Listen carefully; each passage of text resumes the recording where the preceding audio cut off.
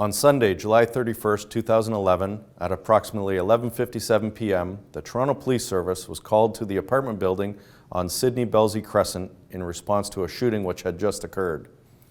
Responding officers found 55-year-old Mohamed Wasughe lying face down at the threshold of his apartment door. Mr. Wasughe was unconscious with no pulse and suffering from a gunshot wound. EMS paramedics attended to Mr. Wasughe at the scene and transported him to Sunnybrook Hospital, where he unfortunately succumbed to his injuries. Mr. Wasughe worked for the City of Toronto until 2008, at which time he needed to take a medical pension. He had been previously investigated by members of the Toronto Police Service and the RCMP for drug offences, but was never convicted.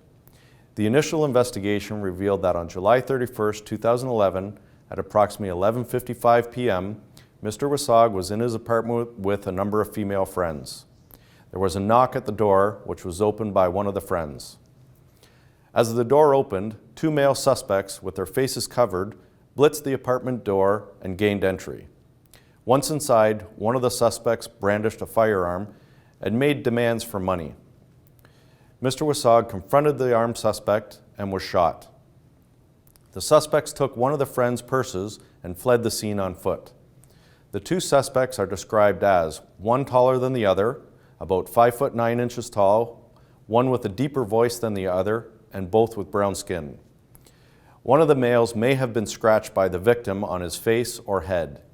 Items were sent to the Centre of Forensic Sciences, where a DNA profile was developed and identified as an unknown male. This DNA profile is currently not in the National DNA Databank. Since this offense happened almost 5 years ago, this DNA likely belongs to a person that is currently between 23 and 30 years old, based on the descriptions from the deceased friends. If this is your DNA, you need to come forward and explain why your DNA was present at this murder. You can wait and look over your shoulder for the rest of your life or until we come knocking at your door.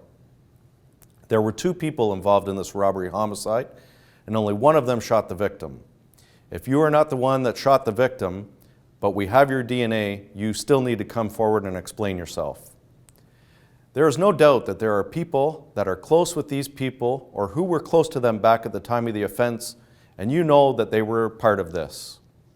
This I am sure of.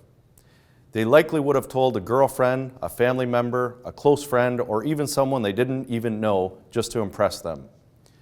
If you want to remain anonymous, that is perfectly fine. We have the DNA, so all we need from you is a name, nothing more.